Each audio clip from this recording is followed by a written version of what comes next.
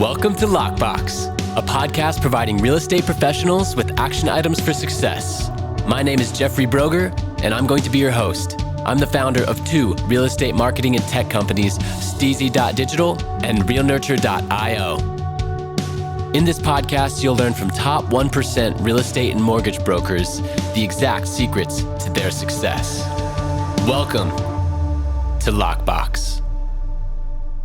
Welcome to Lockbox. My name is Jeffrey Brogger, and I am here today with Brandon Elliott. Thanks for being with us today, Brandon. Jeff, what's going on? Appreciate you for having me. I'm excited. Absolutely. So why don't you start off by telling our listeners who you are and where you're from? Yeah, so my name is Brandon Elliott. I am from New Jersey originally, but I actually live here in sunny San Diego, California. So that's right. I'm blessed to be out here. I know that's where you're originally from. So yeah, I'm a real estate professional. I'm a real estate investor. We have buy and holds over in the Midwest, and we do fix and flips locally out here in San Diego, as well as buy and holds doing the BRRRR strategy. Short-term rentals out here doing Airbnb to make it work. But besides that, credit specialist. So we have credit education, online course, Mastermind group for credit, and I do it for you service for credit repair. Yeah, you have a lot going on. Very interesting creative financing. So I really want to dive into that once we get into the meat of the podcast here. But first, what got you into real estate? Yeah, it's a good question. I wasn't always surrounded by awesome people that, exposed me to real estate. But I actually kind of grew up on the wrong side of the tracks and just made a lot of mistakes along the way. In New Jersey, I ended up getting introduced to weed at a young age, like marijuana, and that took me down a wrong path and just ended up, selling a lot and doing a lot of crazy things. Had an explosion out here in Pacific Beach, actually making hash oil. Very stupidly. Yeah. So I was on fire. I made the news, not in an attractive way. Right. Right. And yeah, ended up having an explosion, had to learn how to walk again, burnt 40% of my body, got skin graft on my arms, legs. And yeah, it was like that turning point. Like, hey, I was just misguided and I was like, hey, if I'm successful enough to be going and making this little small empire on the wrong side of the tracks, maybe I could do something if I got a little bit of guidance on the right side of the track. So I was doing door-to-door sales for Kirby vacuum cleaner out here locally. And, it was a $3,500 product that we were door knocking to walk, get our foot in the door to be able to show this expensive product and sell it right there on the spot. So I got pretty good at sales, and I actually got recruited into an investment company here locally in Hillcrest at the time. So that was back in 2012. That was when there was like a lot of NODs, notice of defaults, basically, a lot of pre-foreclosures. And I got a little bit of education, I always say, but I got a hell of a lot more motivation because there was just a system in place and a lot of just turnaround. We were changing a lot of people's lives and bringing in some money for it as well.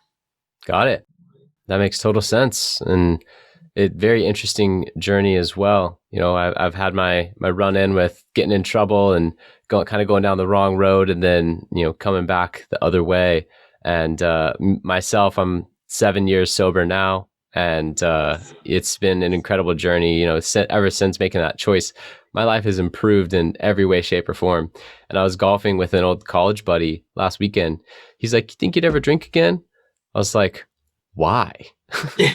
Right? Literally every single aspect of my life has gotten immeasurably better since quitting all of that.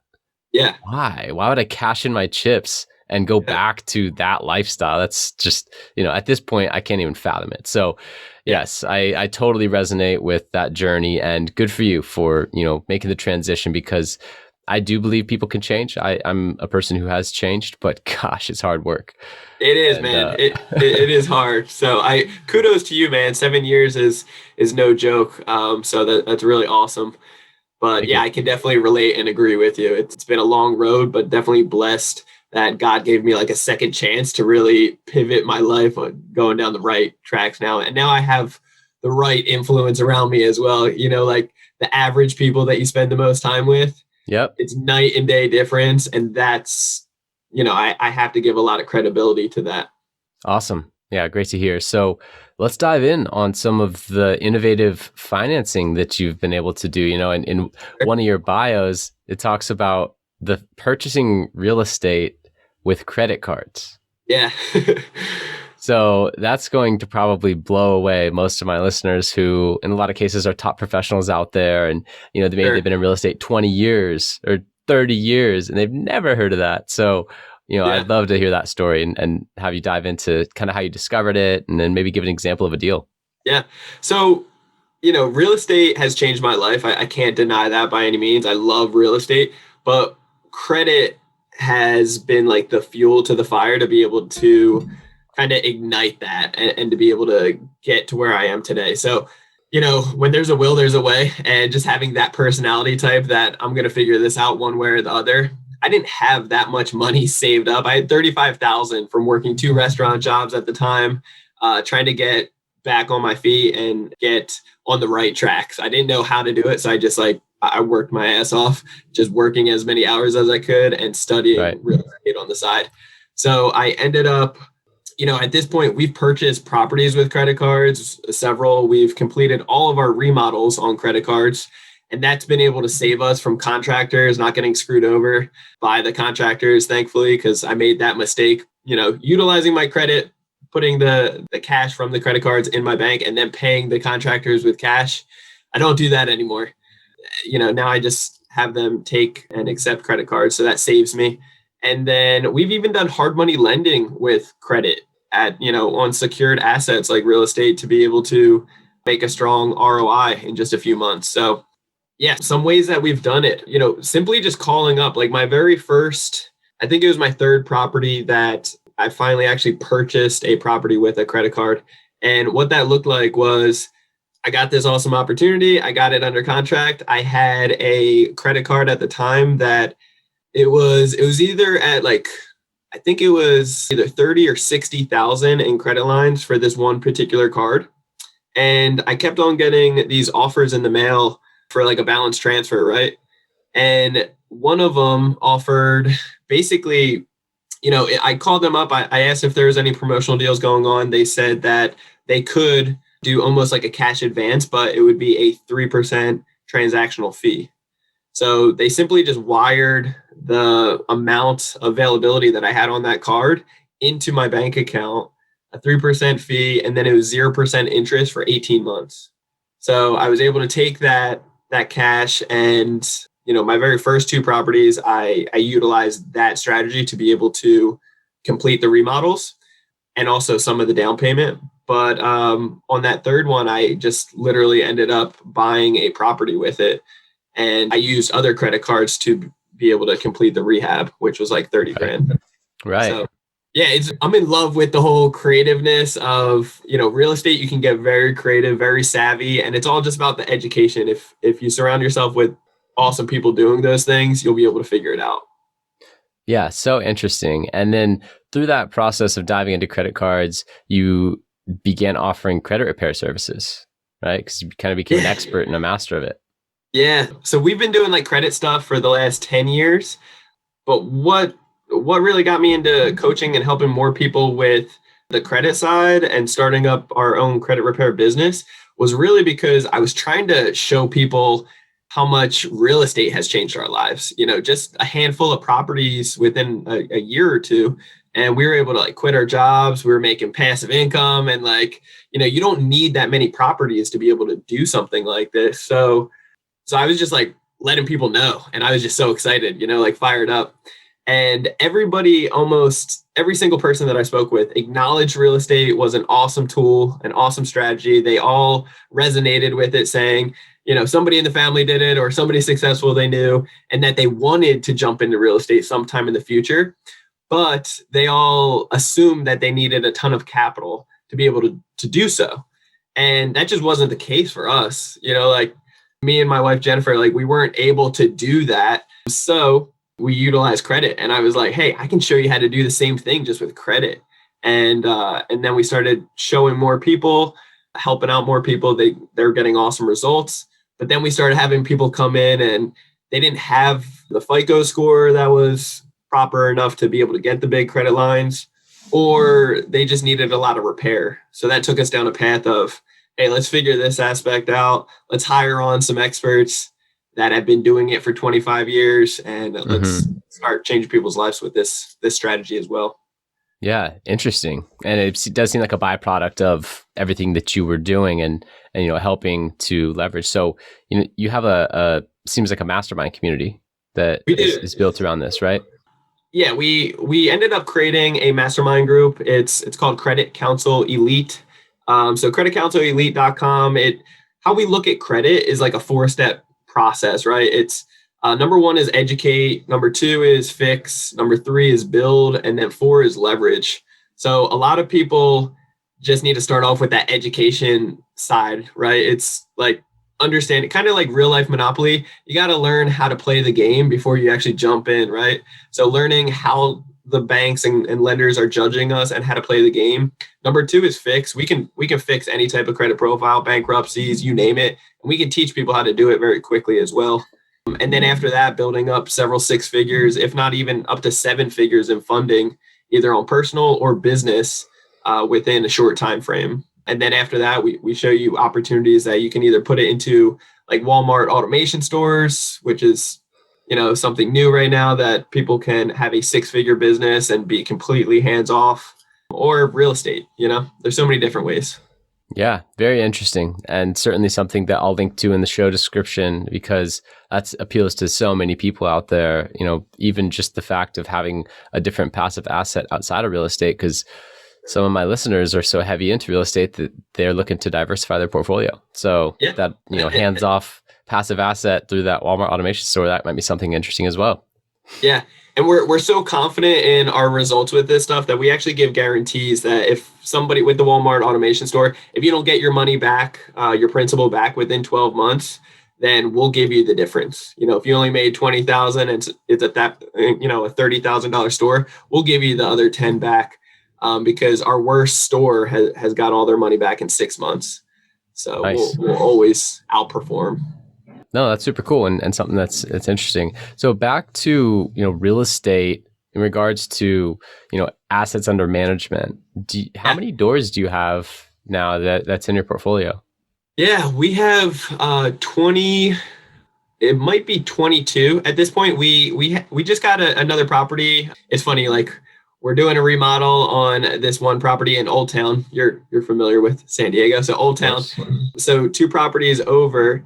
We ended up getting into contract, a creative deal, $1 down into escrow. It's a $910,000 for the purchase price and a $10,000 fee, basically, if I don't perform or if they somehow back out as well before we close, to hold each other accountable. But yeah, that's a duplex currently, but we plan on adding an ADU in the back as well for an additional 2 units. Same thing that we're doing in Old Town on our current duplex as well. So yeah, it's about 22, but it will be a little bit more in the next couple months. Got it. And did you source that off market? I'm curious what your lead generation strategy looks like. Yeah, so my lead gen has always been really networking and relationships.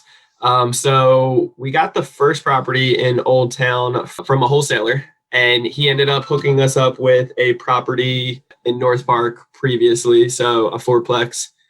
So just relationships. And then that one that I was just speaking of, that's the neighbor house, two houses down, that was just building the relationships with the neighbors, listening to what their pain points were and trying to create a win-win, situation. What's cool is we just got into escrow like a month ago, but they have a family of, 5 young kids. They had it in escrow several months ago, and the seller couldn't perform. And they really did not want to list it again because they didn't like how open house, there's so many people coming through their house. They didn't like that. And once they saw how much the agent was going to make, they didn't like that either. So yeah, we just created a win-win situation. They wanted extra time before they could actually move out. So they asked if we could close in September 1st, which is perfect for me. It buys me more time to raise capital or utilize credit. And yeah, it's an awesome win-win. Yeah. So really identifying what they truly wanted, Yeah. what their pain points were after you were introduced to that. And, once again, you mentioned a wholesaler in there, which is that's a key relationship, but I kind of got lost in the middle. How did you find the current deal that you're talking about with the $910,000, like $1 down? How was that Yeah, one? That was from talking to neighbors of a different deal? No, that was just talking to a neighbor. He does construction. So as we were demoing the current property that we got from the wholesaler, he ended up walking through the house, and I was like, like, who's this guy? Yeah. I ended up randomly being there at the time, and I see him just like walking through and like checking out my guy's work. And I was like, hey, who are you? But so it was kind of funny. We ended up connecting, and we've just been, good friends as the months have gone by as we're doing this current remodel. And then during those quick little conversations we're talking, I'm starting to identify and realize certain pain points that they had. And I was like, hey, if you guys do want to actually move and hit your goals of whatever that is moving forward, then maybe we could set up an off-market deal so you don't have to pay the commissions and make it a win-win situation. And he loved it. We talked to his wife about it, and they were in, and we were able to negotiate a win-win situation. So it's a huge blessing. And it was an expired listing. Yeah, exactly. Just, one-on-one. So it was cool. Yeah, that's cool. Yeah. So I'm curious about your entrepreneurial journey. And what's the single most important action you take on a daily basis that you would attribute most to your success? I think just like commitment to, I wouldn't say like performance throughout the day, but I write down my goals the night before. So I have what I'm going to be doing the next day. I like to time block as well. And then, we start off our day early, waking up at 5:30 every morning, hitting CrossFit down the street. And literally the same schedule as me. Yeah, exactly. Like we got a morning drink that I do every morning. Just the routine. And I feel like the consistency of that, and certain days you wake up and you're like, hey, I don't want to do it today, but still doing it, it makes you feel good. And it really just like preps my morning. So after my shower, after I grab some coffee and get some food, then hit emails and start knocking things out and chopping off my list, I guess. Yeah. So to break that down into that single action item, would you say it's the time blocking and committing to the routine? Or is it that you mentioned at the very beginning, setting goals the night before? That is very crucial, because if I've done this as well. Like I've forgot to set up my night, like kind of prepping your night or you're prepping your day for the next day, the night before. I've messed this up several times, and then I'll always pay for it the next day because I'm like lost in the morning. I'm like, shit, like what do I really need to do today? Right, because you're in it. The needle forward. Yeah, exactly. So I think that is very crucial, and not enough people are doing that. Yeah, no, that's a great point. And with that being said, I'm curious what your thoughts are on the future of the industry. What are your 5-10 year projections on what a real estate transaction is going to look like by 2030? Oh yeah, that's so good. I love, dreaming big and thinking about, because we're in such a pivotal moment right now that God knows what's going to happen tomorrow. It's like so many crazy things that are in the mix right now. I do truly believe, I've actually had some friends that have purchased real estate with crypto. So I think that's pretty cool. I really do anticipate that that's going to be something way more common in 2030.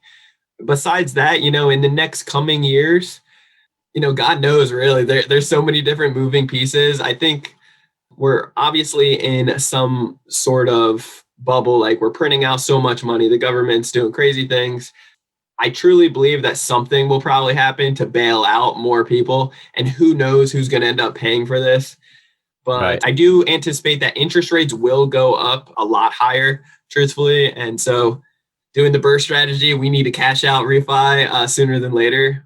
But I think it will probably get more onto the creative side of real estate by doing more seller financing, because even just this last year with Franny and Freddie, traditional loans, it's getting more difficult. They want to see a ridiculous amount of paperwork to actually get entrepreneurs like you and me more qualified for these property. Self-employed is the worst. Oh yeah, man. They're butchering us this year. And so that's something that if that continues going down that path, I believe it's going to flip flop a little bit and get more onto the creative side of, hey, you give me a down payment, we'll do seller financing, just you and me, instead of going to a bank. You give me a down payment and I'll hold the note for you. And it's going to be a higher interest rate. So I think more on that creative side will probably be more on seller financing. Yeah, all very astute observations. And, I think those are great predictions of where things are definitely heading, especially with the self-employed. I've talked about this on the show. I think that is a huge opportunity to unlock buying power in the United States, is to change some of the regulation and how self-employed income is measured. Because as a self-employed individual, I'm by far making more money than I ever have in employed positions. Yeah. But I was qualified, 3 or 4 years ago for more than I could get qualified for today because I had a W-2 job that I was transitioning out of. And so it's crazy, isn't it? It's so crazy.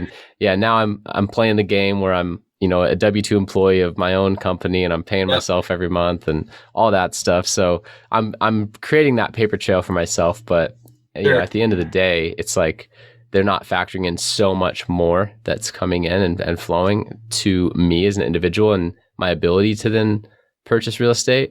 Yeah. And it's such an interesting game that you play between like writing things off and paying, almost no taxes as a business owner, or, being qualified for more so that you can purchase that home. So you kind of eat the tax for that 1 year. So it's interesting. And I think that a lot of buying power is pent up in all these self-employed individuals, where pretty much the only option is you just buy cash if you're self-employed. And that shouldn't be the case. Yeah, it's definitely putting us in a tougher predicament. But just like you said, it's like you got to think outside the box, get more savvy, and do your paperwork correctly. There's a lot more opportunities out there that we just need to pivot, though. It's becoming a little bit more difficult, but at the same time, I just heard the other day there's potentially a blockchain company that will do a cash out refinance within 48 hours. Because they can literally have a computer system go through all of your bank accounts for the last 2 years within minutes, see if you qualify within the first day, and then the next day they're funding your account. So it's like there's some crazy stuff out there that's in the mix, and who knows what tomorrow looks like. Yeah, who knows? Absolutely.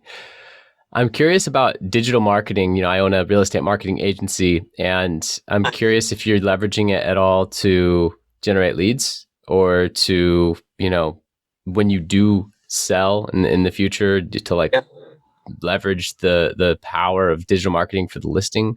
Are you using it at all? Like, is that a part of your business? No, it isn't. And it should be, honestly. Like I'm probably messing this part up. I do admit to it.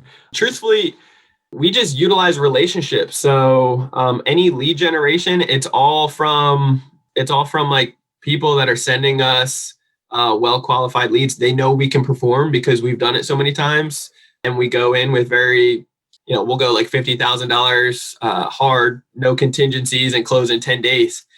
So we're very confident with our offers. We're very confident because we have credit to back us up just in case. And then we have a lot of private money as well. Yeah, so we're not doing any marketing like we should. I would say, though, personal brand is very important. It's very huge. I do contribute a lot of the personal brand, like social media or podcast, our podcast as well. It's putting yourself out there and being consistent, showing up each day, and just adding value, trying to help out as many people as possible. It always comes back and helps out. Got it. So you're using some organic strategies like podcasting and social media content to promote the brand.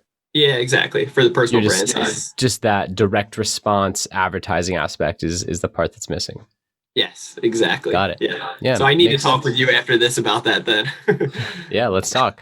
I do find that, it takes that strong brand and focus on customer service to get to the level where you can then reinvest in advertising, but to create that control over your metrics, the control over the lead flow, the deal flow.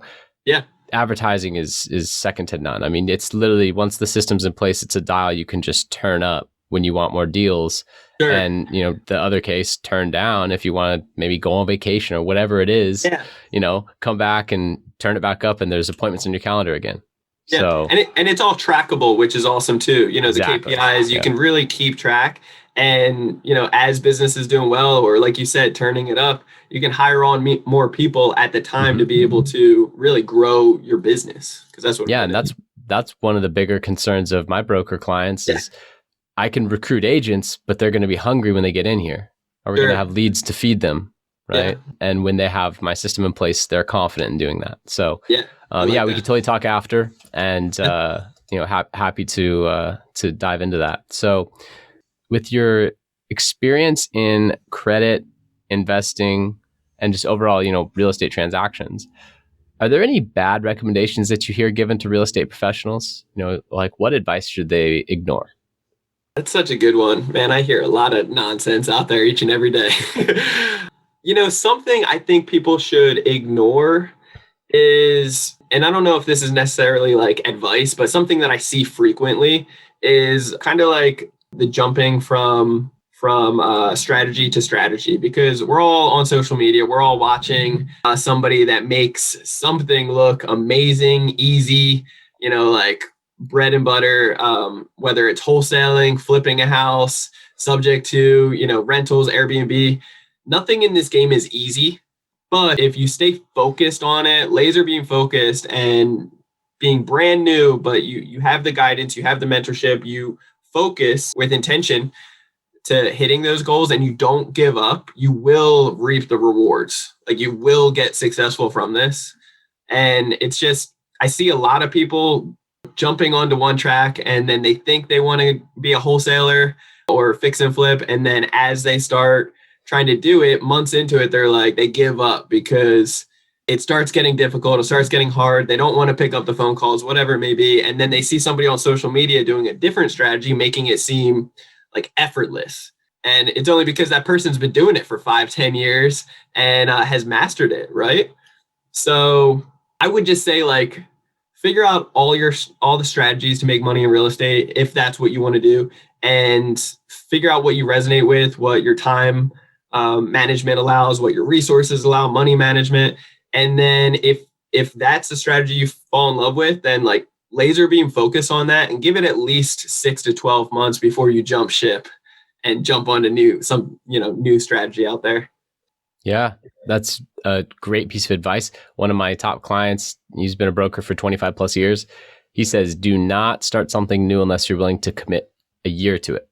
Yeah, I see so many people within just the first couple months. It's crazy. I'm like, because they see somebody on social media that sold them on the idea of something easier, Right. Yeah. So that brings up a good question. That requires you to say no to things. You got to focus on this. So what's your process for evaluating what to say no to?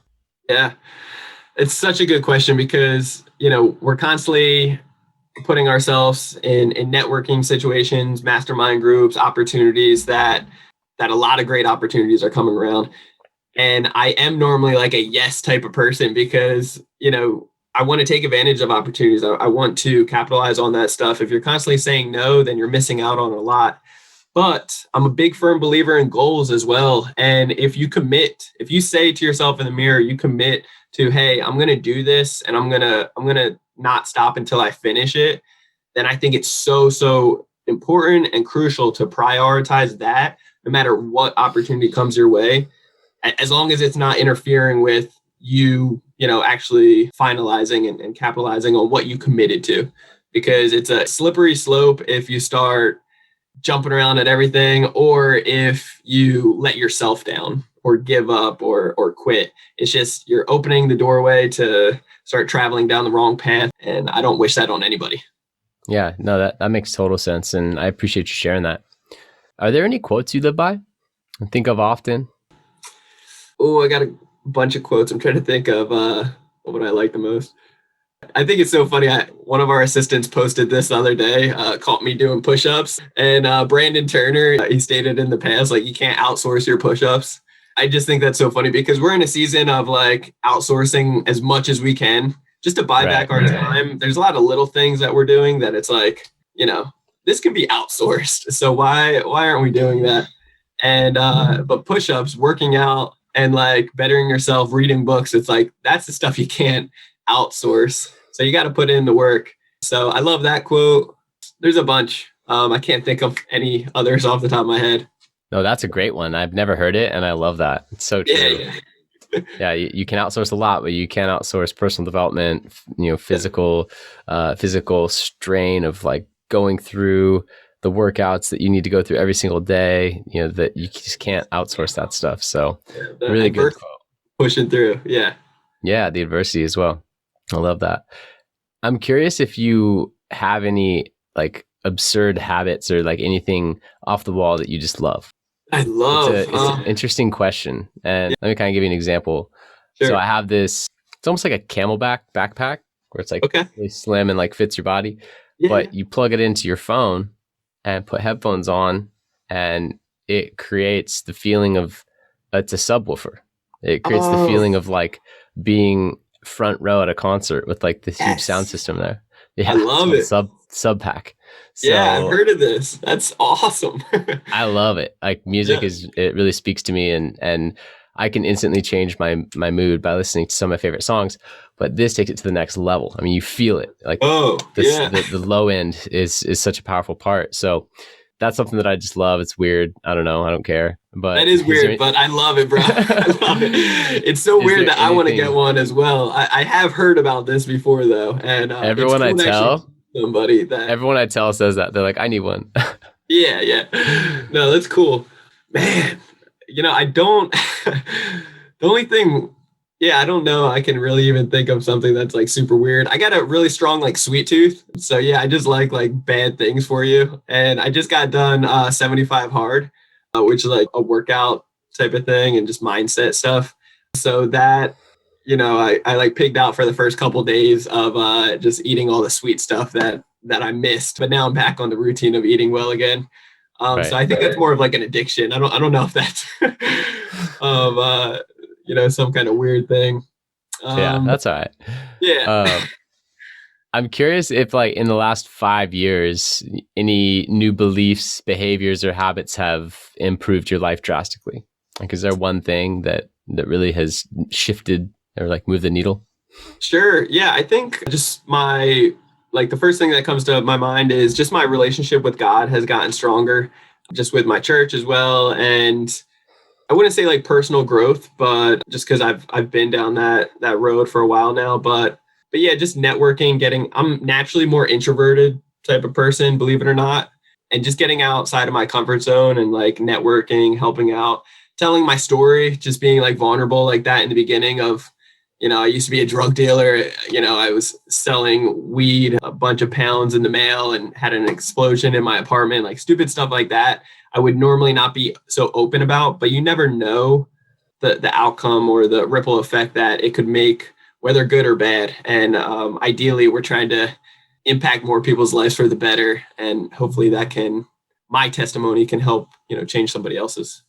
Got it. Yeah. So your relationship with your higher power has allowed you the humility to share your story. Yeah. Just the freedom as well. Not putting so much pressure on myself anymore. Yeah, absolutely. Yeah, I can agree with that. And, being an investor, a real estate investor, what's one of the most worthwhile investments you've ever made? It can also be non-monetary. Okay. Yeah. Recently, invested in a crypto hedge fund and just getting obviously we're in a bull market right now, whether what today is and how low the market is or whatever. But the team that's running it is just making some ridiculous type of ROI for us. The Walmart automation stores are completely hands off in a 6-figure business. That's pretty damn impressive that I don't need to worry about. And that's bringing in passive income. So stuff like that has been, I wouldn't say life-changing, but it's a good feeling waking up knowing that, hey, we just made 10 or 15K this morning and I didn't do anything, so those are good days. Absolutely. And definitely something that is very interesting to a lot of people. And, it's awesome that you're sharing that information with the world as well, through your mastermind. So, Is there a question that I should have asked you or anything that you'd like to expand on from earlier? Nothing comes to the top of my head. I love this interview. This is probably one of the best ones I've been on. Thank you. So yeah, no, I think this was awesome. All right. Well, how can our listeners contact you? Yeah, so you can follow me. You can reach out on Instagram at Brandon Elliott Investments. Otherwise, Facebook.com/Brandon Elliott Investor. If you needed any like credit repair services done for you, then we have creditrepairmobile.com. Or if you wanted like any information on our credit education and learning how to build up credit very quickly or leveraging it into some of the options that we have, then creditcounselelite.com. And then we also have a podcast that we put out a new episode every Monday. It's Ready, Set, Go, a real estate investing podcast. Awesome. I will link to all of that in the show description. So thank you so much for being here. Brandon Elliott, everyone. Very interesting, hungry, young entrepreneur that I'm excited to have on the show. Very interesting financing with using credit cards to purchase homes and real estate investments. Really cool story. So thank you for being on. And I know that our listeners are going to love it. Yeah, Jeff, you are the man. I really do appreciate your time. Keep doing what you're doing. And blessing to all your guys' listeners. Appreciate you guys. Thank you. Thank you for listening. If you want to accomplish your real estate goals, then I highly suggest downloading my free Ultimate Real Estate Goal Setting Framework. The link is in the description of the show, and it will help you break down your annual income goal into the amount of phone calls, appointments, or open houses you need in order to achieve that goal. Thank you so much, and we'll see you next time.